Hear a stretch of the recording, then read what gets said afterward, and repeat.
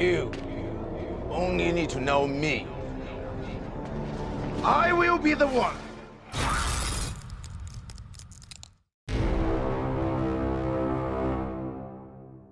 So after seeing the end of chapter 1047, and more so than that, after seeing the sky lanterns take flight into the air as wishes are made, and cast on their way to the deceased, and other ancestors of the people of Wano, I can't help but think, as you've heard me say numerous times, that the arc is almost over, but it is not done yet. Not quite yet. And Luffy still has some other abilities that Oda has yet to show us, abilities related to his new sun god powers.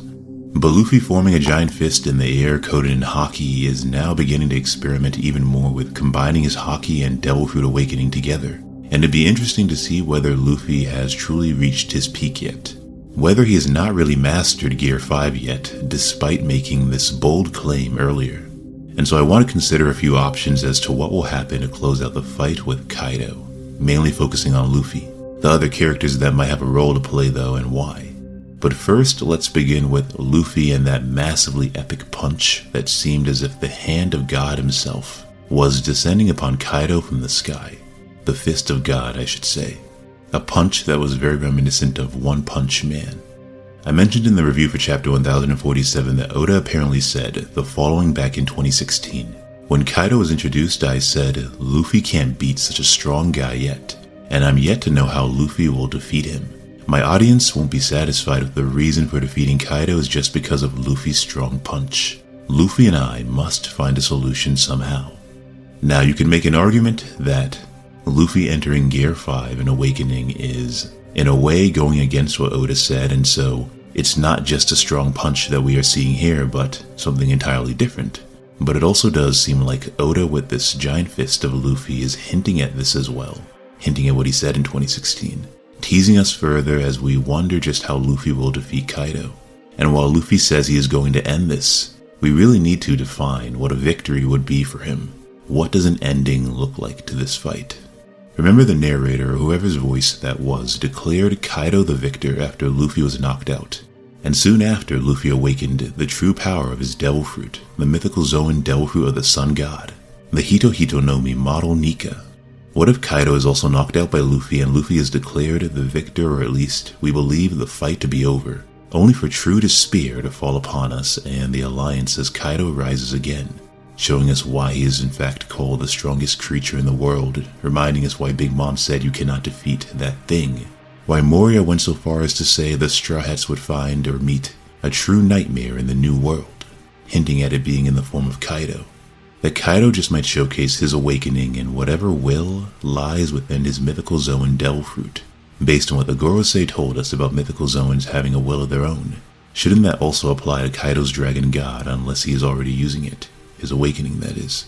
But anyways, if Luffy doesn't take Kaido down with this giant punch, I want to consider a few alternative possibilities, again mainly focusing on Luffy. For one, Kaido outright states or implies that Devil Fruit abilities are weaker than Haki or willpower when he says, Devil Fruit abilities are not enough to conquer the seas, that Haki or willpower is greater than all else. And when you think about it, Conqueror's Haki is the true embodiment of willpower, the power to fight with your spirit. Conquerors stand above everyone else, as Don Shinjao described, as others like Kaido have mentioned even as it pertains to advanced conquerors as a rare ability that only the strongest can use. And so it is no surprise that Luffy at the end of chapter 1047 has coated his giant Gear 5 fist in what appears to be Conquerors in arm and Haki, or at the very least flowing Conquerors to his fist as well. I would imagine that if this giant fist is not enough, Luffy will return to this principle maybe in another sense. And that now takes us to Red Rock, something that Luffy used to harm Kaido for the very first time in chapter 1000 when he got to the rooftop at Onigashima. And something I drew my attention to in my Flame Emperor video about the Sun God being Gear 5. In that video I pointed out an interesting connection between the Will of D and Vitamin D, some of you might remember it, how Vitamin D gives the body strength and is derived from the sun at times. Apparently the sun is your best source of Vitamin D. Now this sounded kind of silly at the time and it still kind of does if I'm being honest, but recently a subscriber or follower on Twitter sent me a theory he stumbled on from Reddit about Luffy's fiery sun god powers still being a possibility. The trump card Luffy has either been holding back on or Oda has been concealing till an appropriate time to reveal it. After all, how does a sun god not have the powers of the sun? And this question really does fall in line with my Gear 5 Flame Emperor theory, so again, check that video out after this if you have time, and I'll link it below. But the theory goes over some of the things I had mentioned about Otama and Yamato seeing Ace and Luffy, and how Kaido has been afraid of Luffy's attack on 2 occasions, one of which he dodged, and each of those was a variation of Red Hawk. One being the most recently animated Red Rock, and clearly the anime recognizes some significance in this red ability, whatever it is. The ability to conjure flames given how they went all out with it.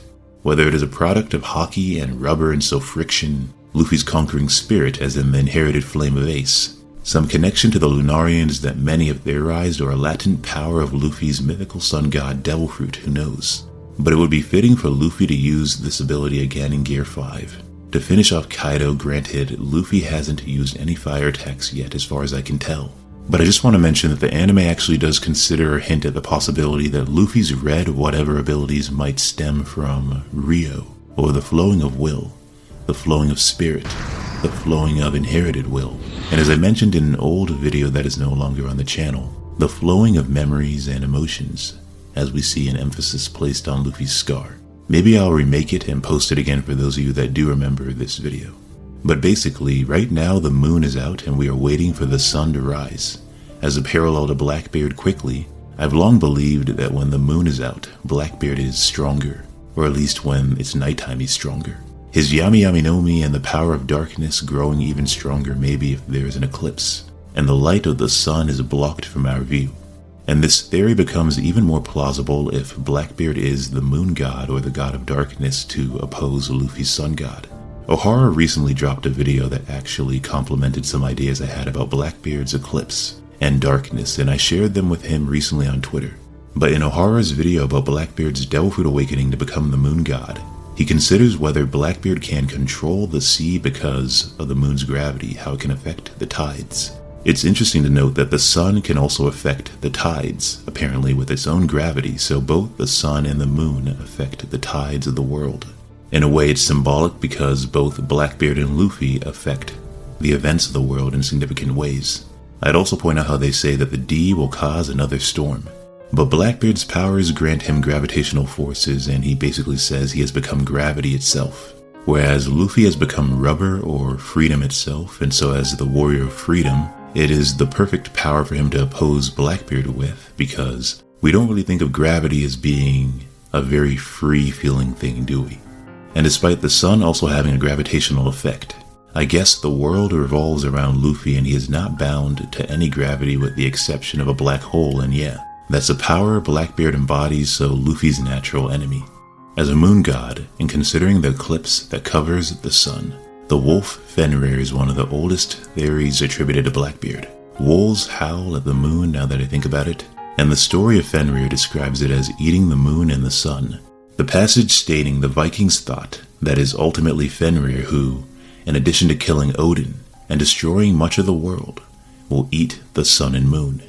And so that panel of Blackbeard on Marineford saying he will swallow everything is even more ominous. And even in terms of split personalities, I like the idea of Blackbeard adopting various wolf and moon god mythologies. A werewolf transforms under the full moon and becomes a different person after all. People sleep at night when the moon is out, and so, for Blackbeard this might be his werewolf moment. We've also rarely seen Blackbeard at night. At least I think that's the case. But if this all turns out to be true, it would kind of parallel Cavendish and his alter ego Hakuba when he falls asleep. But I had suggested to Ohara that beyond affecting the tides, Blackbeard's power as a moon god is symbolic in a way. The moon comes out at night, and so the darkness of night and space. The moon also exerts a gravitational force, and so unlike Fujitori's paramecia being gravity itself, Blackbeard is maybe inspired by the gravity of the moon. Yes, he has black holes and vortexes as well, which go beyond the moon's gravity. But in terms of why Blackbeard can draw people toward him and even nullify Devil Fruit abilities upon touch, maybe this is the secret of Sea Stone. After watching Ohara's video, I realized Blackbeard's Yami Yami no Mi has the power of the sea already in a way. It acts like Sea Stone, but instead of trapping the power or spirit of the sea in stone, The power of the sea is trapped or found in a devil fruit, Blackbeard's Yami Yami no Mi. In terms of darkness, the darkness of the sea is another interesting comparison. But either way, the moon exerts a pull or gravitational force on the sea, and so maybe devil fruit users are not actually affected by the sea itself, but instead by something related to the moon. The moon's forces acting upon the sea as a medium to influence devil fruit users from afar. But that's just speculation and not the main point of this video. Going back to Luffy's true sun god powers though, and that Reddit post. I had mentioned in a few videos now that Luffy vs Kaido will end with the sun rising, and we haven't gotten to that point yet. The author of this Reddit post makes a similar claim and goes further to suggest an idea that aligns with the proposition of vitamin D and the sun giving our body energy, as I mentioned. Now, from the comments below the post, reviews seemed mixed on the idea, but I think thematically, it is the best option for Oda to defeat Kaido in a way that doesn't rely on another strong punch. We got that with Enel. We got that with Rob Lucci, we got it with Hody Jones, and we got it with Doflamingo, and we got it with Katakuri even, and whoever else I'm forgetting. I'm sure there are others. Just about every opponent Luffy has defeated, he has defeated with a punch or a series of punches. Yes, punches are Luffy's signature moveset, and this punch is definitely different from the rest. But it does feel a little bit like a Doflamingo round 2 with a new gear and a giant fist in the sky. If only this time it is larger and surrounded by Conqueror's Haki instead. But to deviate from this, if Kaido does awaken or does something that pushes Luffy even further, it should relate to wielding the power of the sun god in his hand. If you recall, I pointed out that Luffy could wield the elements of the world around him by turning them into rubber. If Luffy were to use Red Hawk with his awakening, what would happen? Would he be able to stretch fire? Or could Luffy even reach so far as to not just grab lightning from the sky, but grab fire from the sun? The author of this Reddit post points out that in Thriller Bark, getting hit by the sun was going to kill Luffy and the Straw Hats. He then says when people say Thunder God, it means that person wields and controls the power of thunder. Same goes for similar names. And we saw that recently with Luffy's rubber lightning attack, maybe a foreshadowing of what's to come with fire. And so, Luffy is now the sun god NIKA. The theory of this guy goes on to say that until now, Luffy's power has been wielded by the sunlight reflected off of the moon, hinted by Oda introducing NIKA's shadow in front of the moon.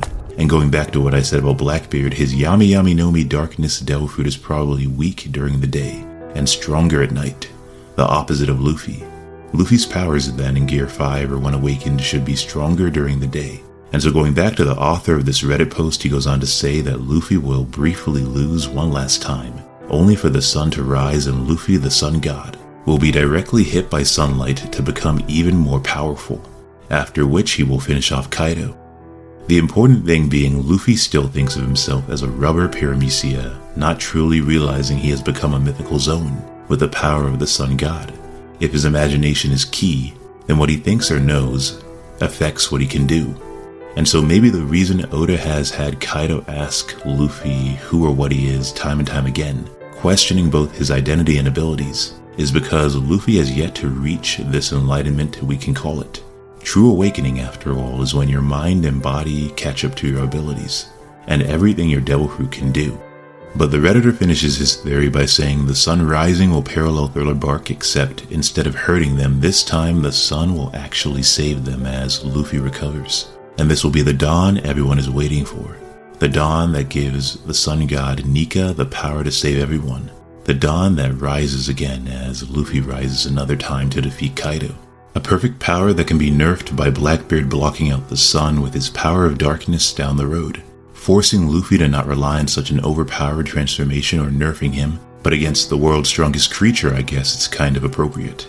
But yeah, beyond Luffy defeating Kaido with a new power, if we do have one final interval or intervention akin to what happened when Gear 4 Luffy needed time to recover his Haki, I just want to touch on a few things. So it's curious that chapter 1047 is titled, The Sky Over the Flower Capital.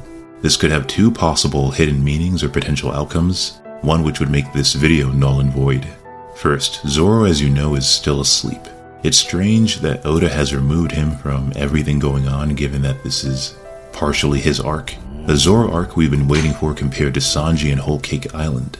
I'm sure you've seen my other videos as well as my most recent one on Zoro waking up after defeating death, similar to Luffy doing the same against Kaido. In the color spread for chapter 1047, we see the Straw Hats on a beach, and yet Zoro is hidden away far off in the distance by the shore, looking in the opposite direction away from us so we can't see his face, as he cooks a hot dog by a dragon, basically using the dragon to create something new. But this distance between us and Zoro reminded me of a color spread from Thriller Bark. A few chapters after the Zoro nothing happened moment of chapter 485, I think it was, we go to chapter 489 and see Zoro in all black, eyes closed, fast asleep. This color spread of Zoro sleeping and also distanced away from us and the other Straw Hats a reflection of the fact that he was knocked out after enduring Luffy's pain and overcoming hell or a near-death experience. Similarly, is Oda suggesting Zoro is being portrayed this way in chapter 1047's color spread, because the same is happening right now. Zoro is lost in a sense, lost in another world far from our own facing death. The question is, will we get another moment of Zoro naturally overcoming death on his own, and afterwards, what will he do? Well, the title to chapter 1047 is The Sky Over the Flower Capital. There was once a legend of a samurai that cut down a dragon over the skies of the Flower Capital, and the name of that samurai was Shimotsuki Ryuma, the god of the blade. You can see where I'm going here, right? Well, whatever happens, I don't think Zoro will defeat Kaido himself. Luffy will, still.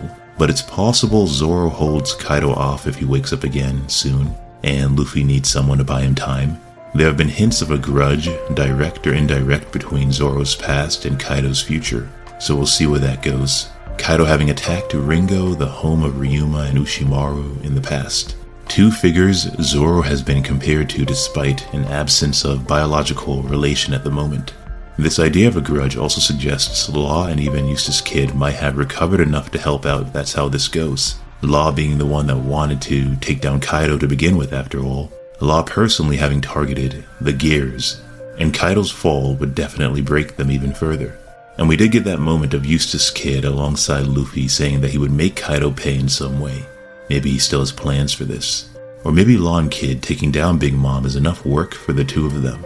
But then again, the idea of people ganging up on Kaido might seem unappealing for some, but it all really depends on how you think he should go down. His legend of not losing in a 1v1, should Luffy crush it, or should Luffy show that there's a better way, and once again prove that he doesn't have to fight alone?